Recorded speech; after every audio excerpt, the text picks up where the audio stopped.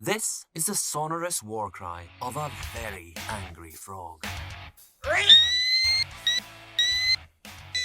Good morning. It is January 7th, and we had the Kaldheim Fest this morning, which was definitely a performance by Papa Hasbro.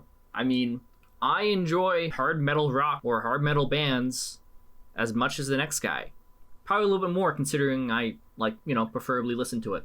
We got quite a bit of spoilers, and a lot of them are Timmy Trap, but there's a select few which actually got me a little hyped. Now, if you're liking the discussions we're having here and the videos I'm putting out, why don't you hit that big red button that says subscribe at the bottom and leave a like or dislike depending on your feelings towards the video. Additionally, I'm working on a Discord server. I'm going to drop the link below. We're going to have automatic updates for new leaks coming out, deck discussions, a little hangout group for playing games and tabletop simulator. Whatever makes you excited about Magic the Gathering or about the Mana Goblin channel, whatever you want to do. But some cards I am excited about was Varagoth, the Bloodsky Sire. Now, this isn't insane by any means, but it's just some delicious mechanics that I haven't really seen before. For 2 generic and in black, you can play this legendary creature, which is a demon rogue for 2/3. And that's Death Touch and Boast, which we saw with the previous card that I spoiled. For 1 generic and a black, target player searches their library for a card, shuffles their library, and puts that card on top of it. That sounds like a very familiar black card. I don't know, I just can't put my nose on it. But of course, you can only do this once each turn, and only if it attacks. But I mean, if you can get a swing with this, even if it ends up dying and getting blocked, why not search for it? I don't know about making a commander deck out of this, but definitely something to think about. Then, we got announced as well that we're going to have some Troll Tribal going on. So we have a 3-green Troll Warrior named Old Growth Troll. It has Trample when it dies. If it was a creature, return to the battlefield.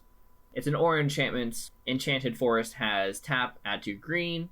In addition to the ability, pay 1 generic, sacrifice the land, which means you're sacrificing the enchantment as well, and you create a tapped 4/4 green Troll Warrior creature token with Trample, which is okay. I mean, you put it on the field, it dies, you boost up some mana, you sacrifice it, you basically get the same troll back. Why not? Then we got our look at another god, Alrund, God of the Cosmos. For a 3 generic and 2 blue, you can cast him. He gets +1/+1 for each card in your hand and each foretold card in your exile. Okay, a little bit of a theme. Beginning of your end step, choose a card type, then reveal top 2 cards of your library, put all cards of the chosen type in your hand, and the rest at the bottom of your library in any order. On the other side of it, for 1 generic and a blue, it is flying whenever Haka, Whispering Raven, deals combat damage to a player, return it to his owner's hand, then scry 2. Valky, God of Lies. It's 1 generic and 1 black. It's a god. When it enters the battlefield, each opponent reveals their hand. For each opponent, exile a creature card they reveal this way until Valky leaves the battlefield. You can pay X generic, choose a creature card exiled with Valky with converted mana cost X. Valky becomes a copy of that card. And then it has some sick alternate art with it. I don't know exactly the jank you can do with this, but it's also a flip card.